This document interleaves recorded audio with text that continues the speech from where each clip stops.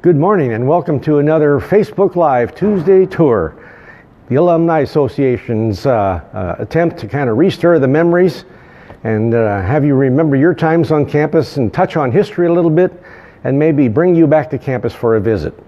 John Sautter along with April Holeiter behind the camera from your Purdue Alumni Association. This Tuesday tour finds us the week before fall break. This coming Monday and Tuesday are fall break, and so all the students are kind of anxious to get away for a little while and relieve the stress they're under. Today we find ourselves in Hillenbrand Hall, so we're out on the west side of campus, across the street from Shreve Hall on 3rd Street, just to kind of give you a sense of logistics as to where we are, to this very special building, Hillenbrand Hall. Hillenbrand Hall will be celebrating its 25th anniversary as a part of the Ohio State football game.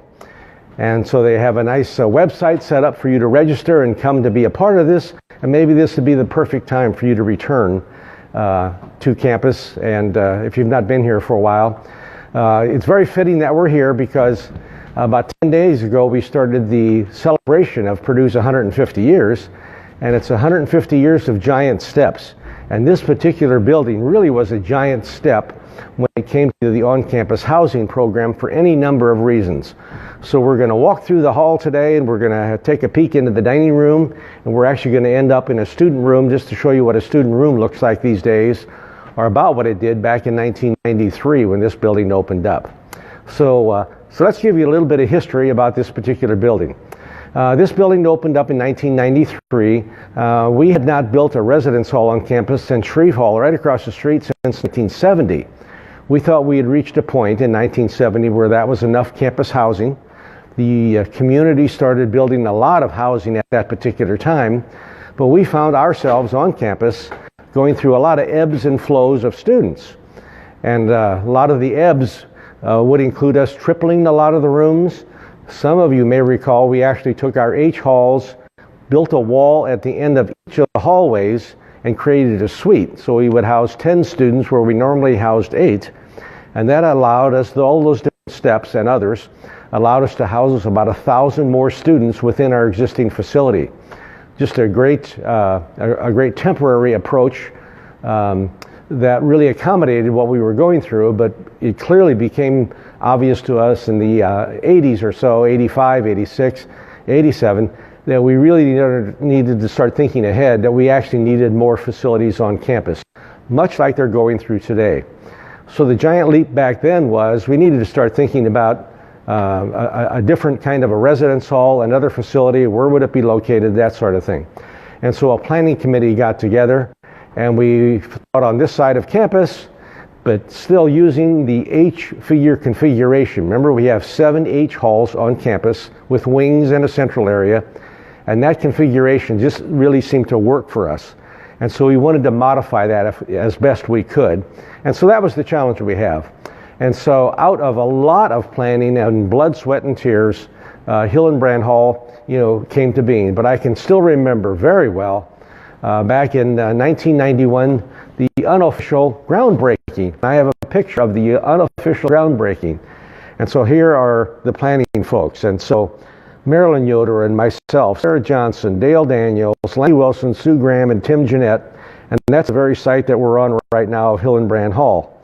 It actually used to be a parking lot just on the north side of Harrison Hall. Some of you might remember that. But we broke ground in 91 for this particular facility, Hillenbrand Hall. Hillenbrand Hall named for William and John Sullivan. It's a father-son combination. John was the father. He was on the trustees, on our board of trustees. Started in 1913. He was on for 34 years, longest serving trustee. His son later was appointed in 1967 and served to the mid-70s or so. A father-son combination. This hall is named for that particular family out of Bateswood, lived their life in Batesville, Indiana, as we put together the plans for the hall. And so let me kind of walk through. Yes? Missy chimed in and said, yes, she was an RA and staff resident for Hillenbrand from 2005 to 2007, and that she loves this hall. Oh, thank you, Missy. Yeah, students who lived here just absolutely loved it because of the different approaches that we used in the central area and even the rooms themselves, the way the configurations are put together. A lot of innovations for this hall. The first hall to have a magnetic card swipe to get into the building and into the wings, for example. In fact, this building was so popular, I can tell you that we had other schools visit, as many as 50 or 60 schools visit. University of Texas and University of Toledo have halls on their campus modeled in a similar fashion after this particular hall. But as we put the hall together, this is their formal dining room. All our residence halls used to have formal dining rooms, and formal gathering places, living rooms in the front of the halls. Most all of them, in fact, this hall also, this facility had a piano in the main lounge, a formal lounge, and some of the halls, Owen Hall had an organ. It would be a gathering spot, and me I recall the original halls were built in the 50s and 60s before guest hours, and so that's where a lot of folks would gather for receptions and that sort of thing. You'd meet your sweetie as you're going out on a date in the formal lounge of that particular hall. And so we kind of carried that concept over. We wanted a modern look to it, and this is what they came with for the formal lounge here in Hillenbrand Hall. So now we're going to start walking. You can see we still have terrazzo. We kept the terrazzo business alive by having terrazzo put in a lot of our floors. I think this hall actually received the Golden Trowel Award from the masonry industry because of the amount of terrazzo and the construction workers we employed. Here are senior plaques. And again, you may recall that a lot of the hall, most all the halls have door plaques. If you are a senior and you graduate from that room, you get your name put on that particular door. Here they decided to put it in the form of a plaque. And so all the seniors who have graduated out of this particular building, all their names are here, you know, starting way back in 1993, 1994 or so. And I remind those seniors who have their names up here, you still are entitled to 3 complimentary meals whenever you come back. So you come back to the hall, tell them your name, they'll look you up, and you're going to get some free meals in our dining courts. On the other side, behind April, we'll swing around. This is one of their rec rooms. So again, all the halls had rec lounges where the students could, in this case, play ping pong, play pool. Some of the rec lounges had kitchenettes attached to them. In this hall, there's kitchenettes on every floor. And we see an exhausted student over there, a real life student, that sacked out. And so campus life is still rigorous, and there's the proof, I suppose, of that. Here's a picture of the outside of the hall. I can tell you we had hoped to start outside the hall today, but we couldn't get enough connection on April's high-powered camera phone here, and so we started on the inside, but that was the rendering of it. And here's a well-done bulletin board. Talks about the executive board with their pictures. So the club concept is still very much alive in all of our residence halls. Here they have the Phoenix Club. The Phoenix Club. As this hall was built and opened in 1993, Fowler Courts closed. And so those students could transfer over, and the staff. And so you start realizing there's a lot of staff to take into account also. The following year, Terry Courts closed. Those halls were tired, worn out, and this was really the genesis of master planning, the concept of master planning. Master planning when it comes to facilities, master planning when it came to dining concepts that we have today. It really kind of started with this giant leap back in '93 as this particular hall opened up. Yes? Tessa chimed in and said, wow, still looks the same. Lots of memories here. Great. It does look the same. It does look the same. Nice job maintaining. We have the mail room. This probably changed since your time. Snail mail. Students still get snail mail, but not much. Our grandson lived in Owen Hall, and we had to send him an email to tell him that we had sent him a card on his birthday. So he'd go down and check his mail, because students just don't check it all that much anymore. So making our way through here, I'll point out in the corner we have an ATM machine, and again, a sign of the times. Some of you may recall you probably got a check from home and took it over to the Union building to the check cashing service. Now we have ATM machines in most of the halls. Now we're headed to the dining court. Beautiful dining court. Very, very colorful dining court that we have in Hillenbrand Hall. The dining room inside Hillenbrand was the last residence hall built with a dining court inside of it. Eventually we went to the neighborhood and the dining court concept, and so several halls have things done. We have 2 freestanding dining courts, and the whole food concept has changed. Food is extremely popular these days to faculty, staff, students, construction workers, community people, all the folks along the way. The new concept here, we were starting to go to what they now call a marketplace concept that you would find at airports and shopping malls, where you could go to different stations to get the food that you wanted. The other goal was to minimize stainless steel, so it had more of a restaurant feel to it. And even in the seating area, have different seating areas available, so you could sit 2 or 3 different times and get a different feel for each of those places. Although we all, including students, are creatures of habit, we tend to sit in the same place each time. But it just gave you a variety. It's been updated once with some colorful additions to it, that sort of thing. One of the specialties here, and each of our dining courts have specialties. The specialty here was make your own quesadillas. So you could come in and have quesadillas made to order in this particular facility. Beautiful atrium dining room back in the corner, but just a very attractive place to stop and have meals. We're going to go back out now. And as we do that, along the way on the left here, for some of you who were here as it opened, we had Griffin Bakery. Griffin Bakery used to be a spot you could stop on your way to class and get donuts and muffins and all those sorts of things, and really take it with you. And now it's all been redone. It's all glass. We now have more tables here, and that particular preparation area is moved to the back, so it's all changed somewhat along the ways. But it was a very attractive offering at the time.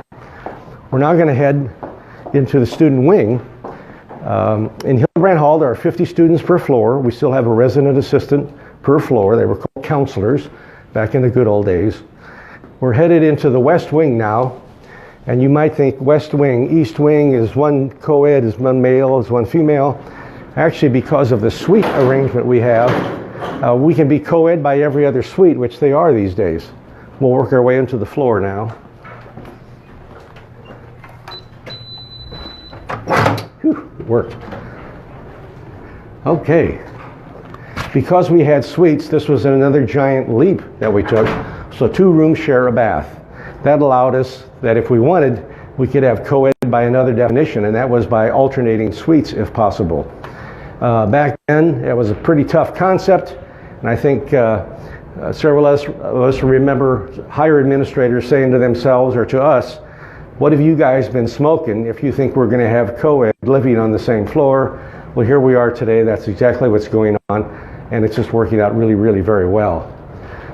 Attractive hallways. Each floor has a lounge area on it. Yes? Jason Behenna chimed in and said that he thinks that you missed a very important room inside the dining hall. You referenced the very nice lounge in the back, or dining room in the back. Oh, thank you, Jason, for pointing out. I was very fortunate that upon retirement to have the atrium dining room named for me. So it's really the John Sautter Atrium Dining Room. We don't often go there, and I don't often speak about that, but thank you, Jason, for pointing that out. Back to the floor. My sides, we had an H configuration, but we actually made it in the shape of a V, so it's really a variation on a theme. But we really wanted to make it, again, attractive with more lighting than usual. And even on the floors, you can see inlaid wood. Actually, so it's kind of a contrast in decorative styles between the typical floor, and then we have inlaid wood. I can tell you this took several meetings and several visits by the contractor to get this to work at the time, because it tended to peel up. But the veneer finally stuck, and we were really pleased with that. And again, lounges on each of the floors. We're now headed to a student room down the hallway. Get a nice peek into that particular room. April and I can tell you it's chilly on this floor, so the air conditioning, that was another innovation to build that into the rooms rather than having to retrofit it as we do these days with the rooms. 134. We can only hope. here we are. Brittany and Tiffany of this particular room. Come on in. First of all, the doors automatically close. That was a new standard. You may recall in some of your most of our residence halls that was not the case, and so the doors could be open. And prior to visitation, that meant we had a lot of social activity. In fact, a lot of us remember back in the good old days, before even guest hours, when women had hours at 10 o'clock, and at 10 o'clock, all the doors were open, and the social activity on the floor, everybody up and down on the floor, kind of talking to each other and socializing, catching up on your day. You know, we kind of lost a little bit of that, and now to the point, just like hotel rooms, they have to close behind you, that sort of thing. So we have areas available outside the bathroom. You come on into the room, spacious rooms with 12-foot ceilings. It's air conditioned. The furniture, I can even tell you, was specially designed furniture. I want to point out desk. Again, we opened this hall in 93, so the planning had to take prior to that. But this desk was custom designed by New England Woodcraft. In fact, I remember flying with Tim Jeanette to Burlington, Vermont, because we wanted to see the first piece of furniture coming off the assembly line. There was such a radical design at the time. We wanted to make sure that they had all the specifications down correctly. We didn't want to wait for the semis to arrive and have 800 desks, not exactly like we thought they were going to be. So we actually flew out one day and actually saw the first 2 or 3 come off the assembly line. This allowed you to put your printer and your paper underneath. This allowed you to put your computer here. Actually had a pull-out drawer. And then there's cutouts in each of the corners for putting the cords down to your power source and to your data connection. Still use these. In fact, New England Woodcraft still sells this desk for a lot of residence hall rooms. You see the hanging strip for putting pictures up there. Although there's a lot hanging on the wall. We can see here, I even point out sprinklers and smoke detectors. This is kind of how we had evolved with this particular giant leap in student housing. The beds are slightly elevated and bunkable, so they can be put on top of each other, and then storage space is actually underneath as part of the design. In this particular room, they have one TV, and they have a microwave and a refrigerator, and these units actually are now being rented from the housing folks. So we actually rent microwaves and refrigerators, a far cry from the 50s, 60s, 70s, or even the 90s as the place opened. But we had to keep up with our sophisticated student and their expectations and those of the parents. And so that's the look in here. I want to kind of bring this to a close and talk about the future of Hillenbrand. It's 25 years old, was a giant leap at the time, but it's even taken another significant leap, and that is learning communities. We now have learning communities, living learning communities in all of our halls. But in this particular facility, it's going to be a data mine, M-I-N-E, data mine, meaning that the university has realized now the importance of data and data as a science. And so data science actually impacts all majors. And so it's the collection of data, it's the visualization, it's the management of data, it's the analysis of data in just about all majors, all careers, is becoming increasingly important. And so the university has decided, and Hillenbrand is the hall that's going to be a complete data mined, living learning research community. So we have a statistics professor who has office hours here and teaches classes within this building. This year they're modeling this data mine with about 100 students in that particular learning community. Next year the entire facility is supposed to be headed, that particular way. So very exciting. Yes? Lori chimed in, said she loved living here from 1998 to 2000, and then Casey chimed in saying that they feel old because they lived there as a freshman. The first year it was open, the cafeteria wasn't finished, and had to eat in Shreve for a while, but still loved years here in Hillenbrand. I'm glad you pointed that out. Actually, the hall was not finished. Just as we were getting into the midway on the construction of the facility, there was a concrete strike, and it delayed all the construction for weeks along the way. So come opening time, I can still remember the 40 semi-trailers of furniture showing up, and all staff came over to help unload the trucks. And so the students were actually able to live here, but our food service wasn't ready yet. And so, yeah, we had to give out something called boiler bucks, I think they were called, and you could take food at other locations. I think we had complimentary laundry for a while, that sort of thing. Our laundry room eventually became very attractive, but we really had to make some accommodations as we got the building open. I also wanted to point out, I don't think I'll open the door, but 2 rooms do share a bath. So this suite actually, if you go behind the mirror door, there's actually a bathroom there, and so they actually share the bath. And that's what makes these particular rooms so attractive. The next hall that the university built was First Street Towers, which were private rooms and private baths, but the one after that was Third Street Suites, which got back to the suite concept. So the concept of a semi-private or private bathroom has become critically important these days, and so that's why they build it in to these particular halls. So 25 years later, this giant leap, lots of innovations. I think I've mentioned most of them. But it's even kind of going ahead with the data mine concept. Other details I just got to point out. One is the piano hinge, a closet door.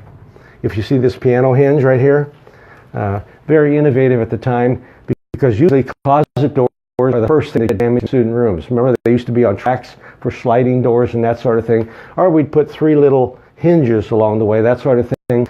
Came up with the concept of something called a piano hinge. And so it's solid, it would, plenty of closet space, for what the students are bringing to campus these days.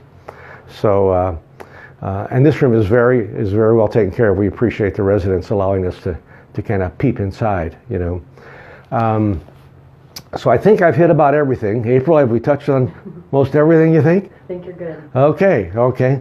Well, we hope that's it. We hope you will come back for Hillenbrand's 25th anniversary on October the 20th, and they've got a great website called Reconnected. And if you've not gone to that yet, you need to do that, because it's a great way to catch up on what's going on. A lot of great advances in student life and all the different things surrounding student life to keep students successful these days, which is no easy task with the challenges and all the different majors, and that sort of thing. So we thank you for watching. I think next week or next time we do this, a couple weeks, we're going to be over at Slater Center, and we hope to catch the leaves just right and bring you back some memories of Slater Center and that view of campus and all the things that would be happening around there. So on behalf of April and myself, thanks for watching. Hail Purdue.